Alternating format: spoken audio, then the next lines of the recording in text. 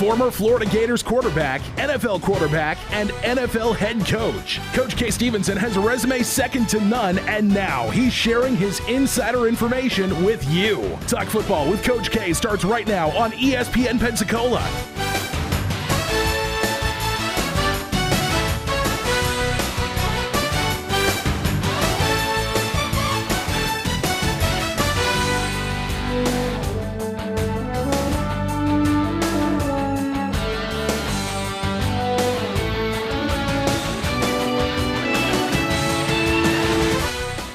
Welcome into Talk Football with Coach K. JP here with you alongside former NFL coach K. Stevenson. Here on this Monday afternoon, we're so happy you joined us. What a heck a weekend of football it was. I mean, a lot of great action, a lot of news when we talk about the Combine, a little college football news for you, and the XFL, of course. With the XFL reminder, I'm going to go ahead and tell you 12:30 inside the XFL here Monday and Friday.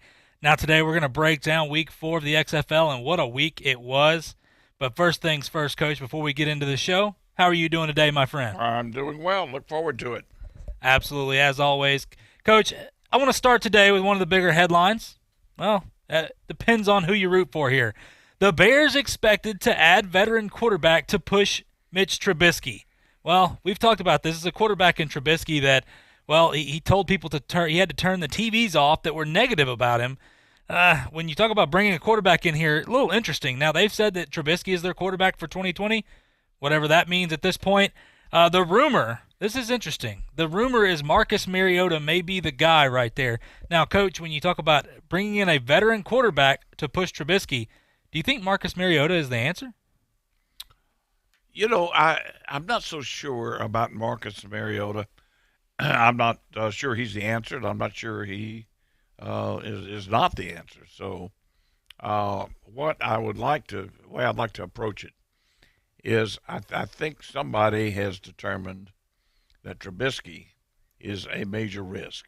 He has some upside that they just hope that there's some way they can get that upside out of him. He can continue to mature the way he did. I think his second year in the league, he had a fairly good year for a second-year player. He has some terrible habits. He just throws the ball in places he shouldn't throw it, JP, and he's going to stay in trouble for that. He's a little unsure to me. He's got quick feet. There's just so many things I don't like, but then I do have to admit he's got a big, strong arm in that Chicago weather. You need that. He also can tuck the ball and make some things happen with his feet. So I don't think he's a wash, but I don't know whether they have the time, the window, if you will, with that defense to get to where they want to go, because everybody has touted their ability to get to the Super Bowl with that defense. And they need a quarterback. They know they need a quarterback to do that. And they just have so many doubts about Trubisky that they're grasping at straws right now. Today, I heard 4 different quarterbacks going to Chicago. Among them, for goodness sakes, Phillip Rivers. Now, let me tell you, they got a better chance of drying up Lake Michigan than bringing Phillip Rivers in there. That's not going to happen.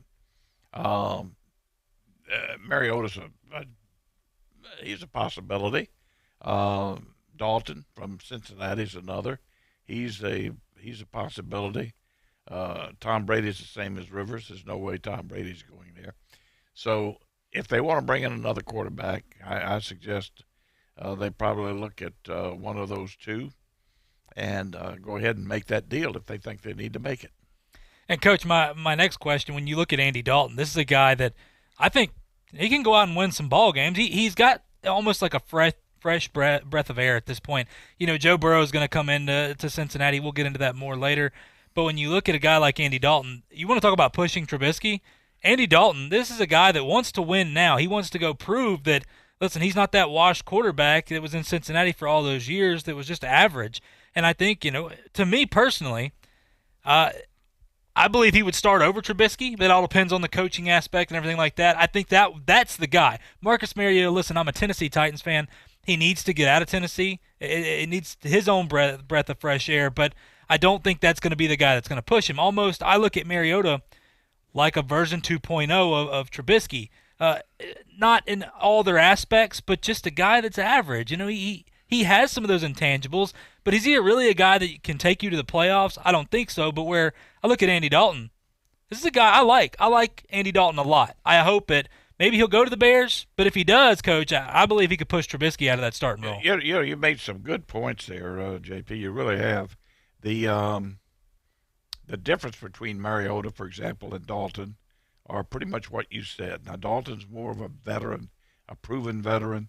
I think he gives him a better chance to get to the playoffs, and he would be a better if he goes in with the right attitude and understands that a part of his job is to help tutor and bring Trubisky along. He would be the better suited to do that over Mariota, in my opinion. So if that's what's available to him, may not be a bad choice, may not be a bad deal to go do it. Well, Coach, moving on here, interesting. We stay in the NFL with Tom Brady. Well, he was seen with Julian Edelman at a college basketball game, and guess what? Throw this at you. He was FaceTiming Mike Vrabel. Well, for whatever that means, Coach, I know that, listen, apparently in the NFL, a guy like Tom Brady that played with all these guys, close friends, you can't go out in public with your friends, or the media's going to speculate things, as they always do. But, Coach, what do you make with Tom Brady? And Julian Edelman was saying he's coming back. And Tom kind of looked awkward, like, this is weird. I don't like kind of shaking his head like, yeah, okay. Like somebody said a joke that was supposed to be funny, but it wasn't, and it was almost inappropriate. And then not only that, FaceTiming with Mike Vrabel.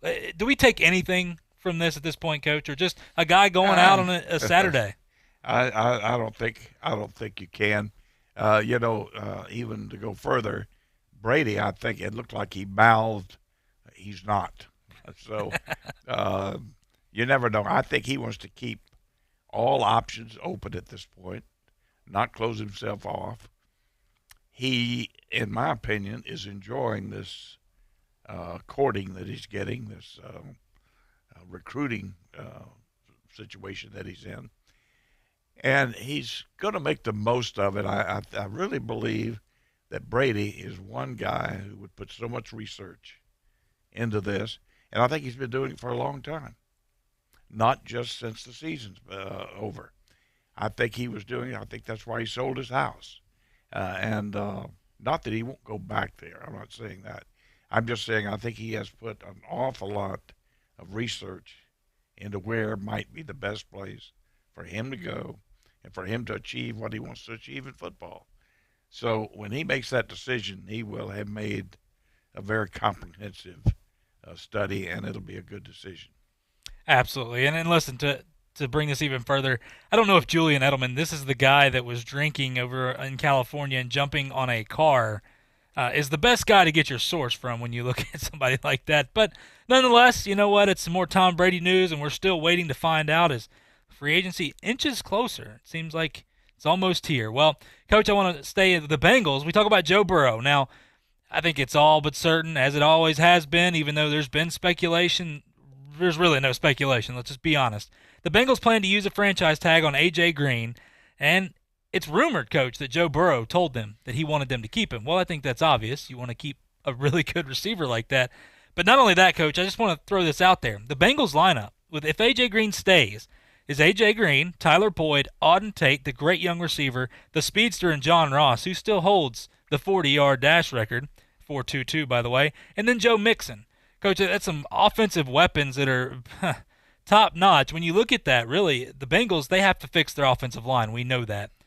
But with A.J. Green coming back, the Bengals team, they could turn around pretty quick. Well, they could, and you're right. They do have a lot of talent. Not the most talent, but they do have good talent there.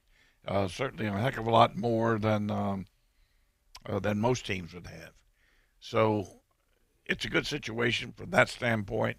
The one thing that you mentioned, JP, that is so critical, especially for a young quarterback, is to have that senior leadership up front, that veteran leadership, that offensive line, have some people that can truly protect him.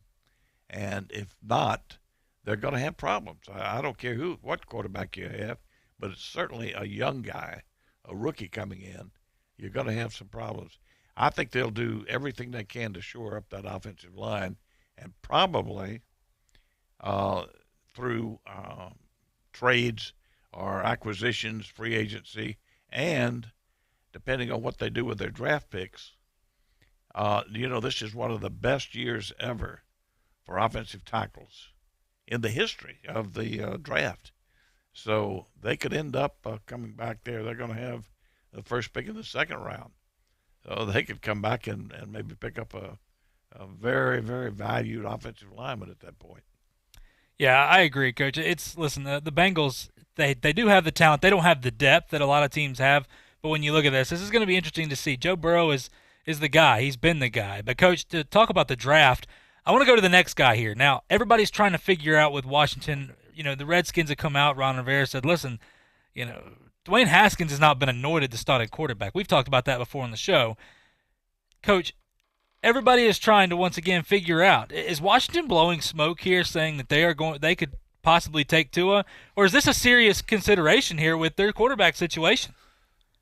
Well, it's a serious consideration. It would be very, very difficult for me to pull that switch because I see it as you have an opportunity to add another player that can play 60 plays for you if you have to, and could be an all-pro. And now you're going to give that up. So there's a certain amount of subtraction involved in taking Tua with the number one pick. Taking a quarterback 2 years in a row with the number one pick is certainly a subtraction. There's no doubt in my mind about that. Now, they may have made a mistake with Haskins. There's no doubt. They have some questions. So the old axiom, remember, we'll say it one more time, if you see a quarterback, if they have a quarterback that your entire staff, scouting staff, coaching staff, everybody is certainly convinced that that quarterback, that person could come in and give you what you want for 10 to 12 years, a quarterback that could put you over the hump, could put you in the playoffs, and be the type leader that you want in your clubhouse. If that guy is there, and that's a big if, then you got to do what you got to do to go get him. So if you lived by that alone, you'd say, the heck with the subtraction, let's go get the quarterback. If you could work a way to get a quarterback and another 60-play player, and you could do that with the trade. All right? You could do that with the trade with somebody. Miami's going to be looking for a quarterback. And San Diego is going to be looking for a quarterback, some other teams. Miami's sitting there with a load of draft picks. So could they position themselves to get the player they want and still get a quarterback? Now, that may be something they will look at, and where you get a quarterback that you say, well, he's not too far, there's not too much difference in this guy. And let's use Hebert or Herbert for an example. Their scouts determined that there's not much difference between him and Tua. Now, that's them saying that. That's not right. me, okay? But if they determine that, and they could move back and get Herbert and get their defensive player that they wanted, or pick up, let's say, one of the talented receivers coming out in this draft, or the linebacker that just ran a 4.36 from Clemson, Simmons, I think. But if they could come out with two players there and get their quarterback, that might be the coup de grace. So, you got to start making up your mind with those decisions, and they have a number of them coming up.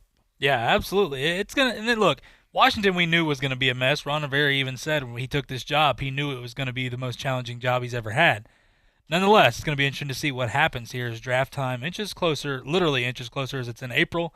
But, Coach, listen, we're up against a break right now. When we come back, Alabama has their man to replace Scott Cochran.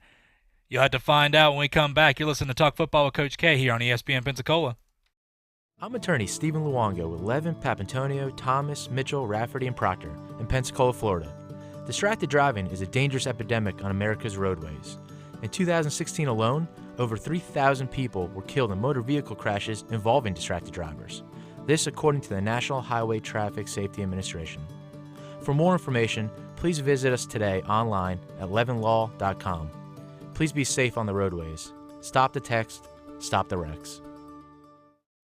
When you're looking for a great deal on a reliable new or certified pre-owned vehicle, you can't beat Bob Tyler Toyota in Car City, Pensacola. Bob Tyler Toyota has the best selection in town at incredible low prices. You can check out their amazing inventory from Camrys to Tundra trucks to 4Runners. It's all at Bob Tyler Toyota, and you can find it online at bobtylertoyota.com. Also score a touchdown this football season with the car of your dreams. Again, it's only at Bob Tyler Toyota in Car City, Pensacola.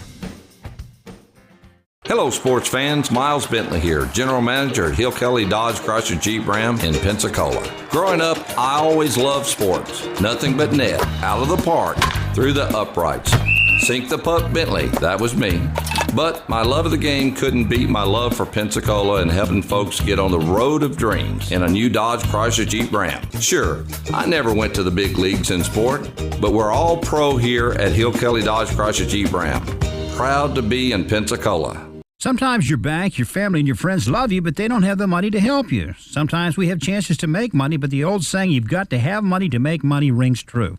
At Pensacola Specialty Pond, we can help. If you have trucks, heavy equipment, airplanes, boats, jet skis, anything with value, Pensacola Specialty Pond can loan you that short-term money you need. No credit checks, and at Pensacola Specialty Pond, you're going to find the money and the discretion you need. Now at 6428 Pensacola Boulevard, north of Car City. Call 432-9050, 432-9050. Welcome to AutoZone. What are you working on today? Wipers squeaking and streaking? Now's the time to change your wipers and get ready for those spring showers. We've got the deals to help you prep your ride. Right now, if you buy 2 Bosch Envision wiper blades, you'll get a $15 AutoZone gift card by mail or email. And next time, you can get what you need even faster. Just order online at AutoZone.com with our free same-day store pickup. Getting your job done just got easier. Restrictions and details at AutoZone.com. Get in the zone, AutoZone. I'm Troy Rafferty, and many of you know about my love for sports and my longtime support for our local high school athletes. One thing these fine young people have taught me over the years is this: whether it's on the ball field, in the classroom, or in a court of law, always work your hardest and achieve the best results possible. And that is the commitment we make to our clients and our community. Levin Papantonio in Pensacola since 1955. Saturdays are live and local on Sports Call with Davis Allen and Justin Patrick. Can you guys actually say laissez les bon temps rouler? Laissez les bon temps. Laissez bon temps rouler. Laissez whoa. Laissez les bon temps rouler. You heard that? It's sports talk with a lot of chill. Every Saturday from 11 to 1 on ESPN Pensacola 1330 AM, 99.1 FM. That was funny. You can watch Coach K talk football live right now on our YouTube channel at ESPN Pensacola 1330.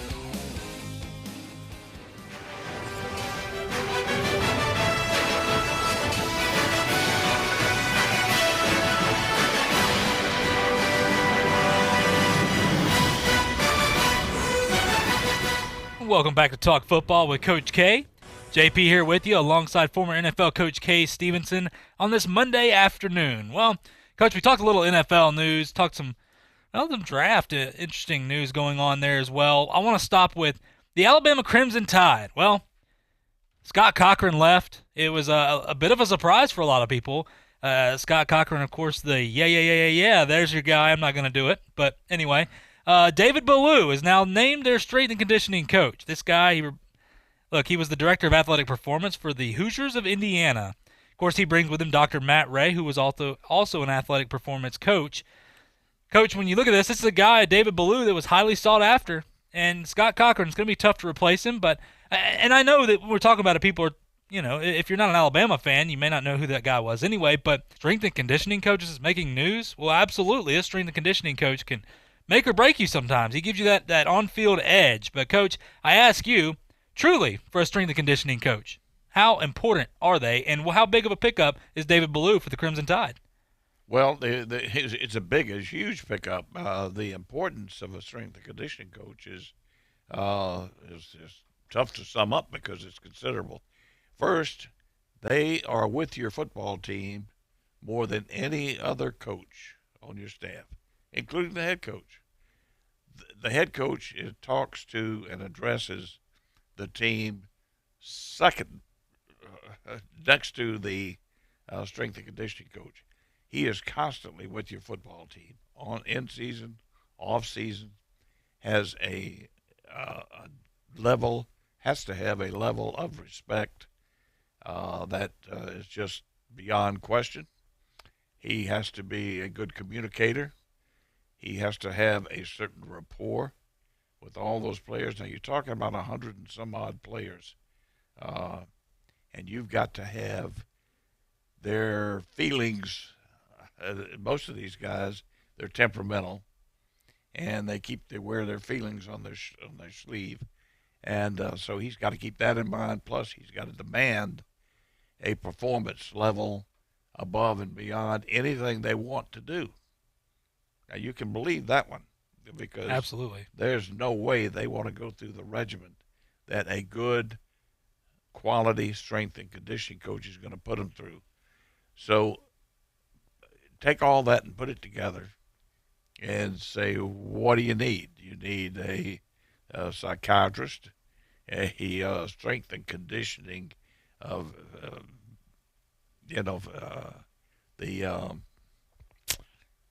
what am I trying to say? The physical, all the physical training that you would do in school to prepare psychology of exercise and so on. Just so many things he would have to be adept at. And then to get that rapport with him to boot is just it's amazing how much he is called on to do.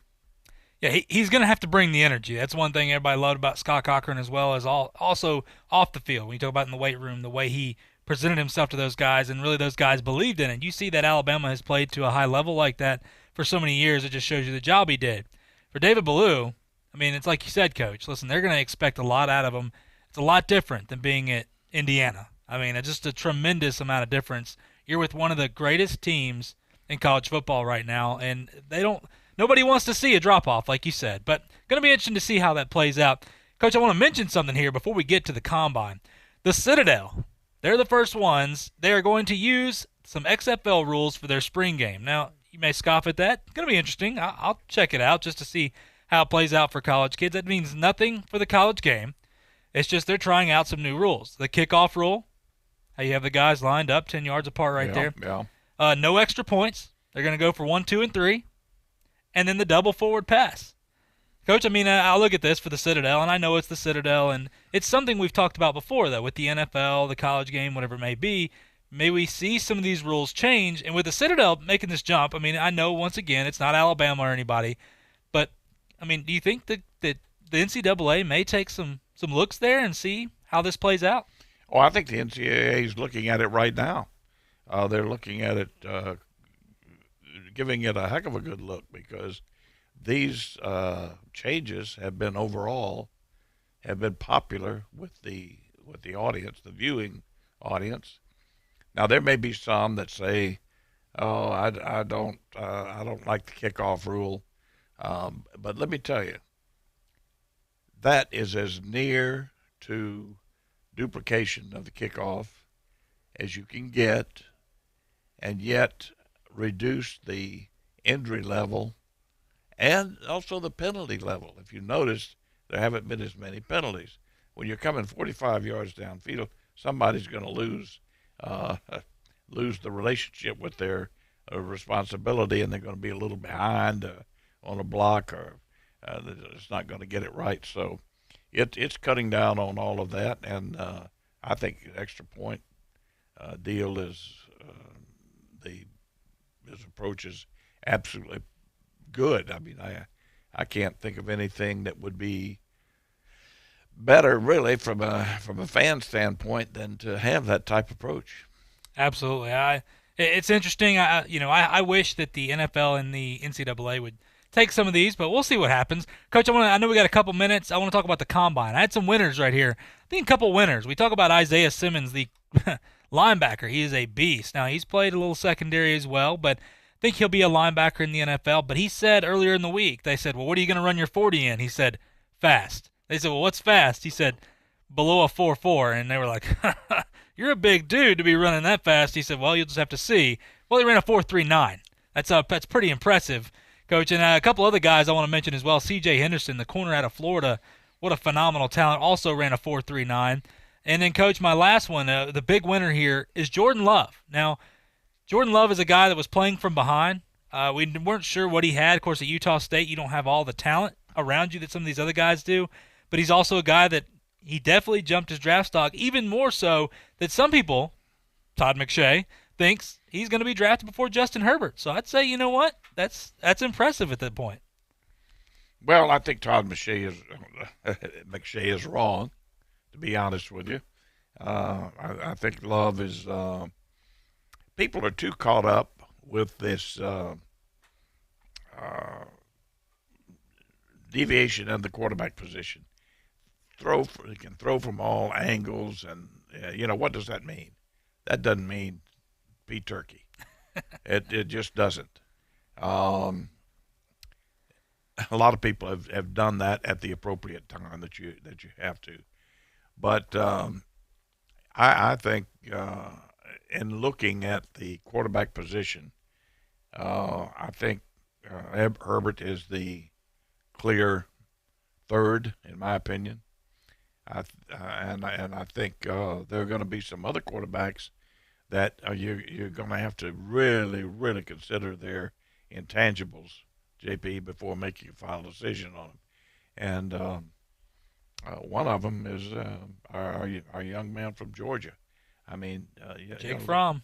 Jake Fromm. Look at what he did in a total concentration of competitiveness, where they had Easton in there, and Easton's not a bad quarterback. You're talking about a guy with a strong arm. Is Easton? Of course, he was off kilter with some of his passes. They weren't right on the money, but he really fires it out there. And then Fields, who's at Ohio State, Fromm just put everybody on the road. It was good competition. So there's something to be said for that. There's something to be said for being a winner. He's certainly a winner, and he's had a great college background at the highest level you can play. So I think a lot of good quarterbacks going to be coming out this year. Number of good quarterbacks. Of course, we talk about the top two, and that's the top two have separated themselves, no doubt about that. Burrow and Tua. And then you've got offensive tackles, going to be one of the best years ever. Linebackers, defensive backs, and receivers. This is probably the most depth at the receiver position that we've seen in quite a while. Absolutely. It's going to be interesting to see what happens this draft. There's just so many questions once again. But, Coach, we're up against a break. Listen, when we come back, it's going to be Inside the XFL. You're not going to want to miss it. You're listening to Talk Football with Coach K here on ESPN Pensacola. I'm attorney Stephen Luongo with Levin, Papantonio, Thomas, Mitchell, Rafferty, and Proctor in Pensacola, Florida. Distracted driving is a dangerous epidemic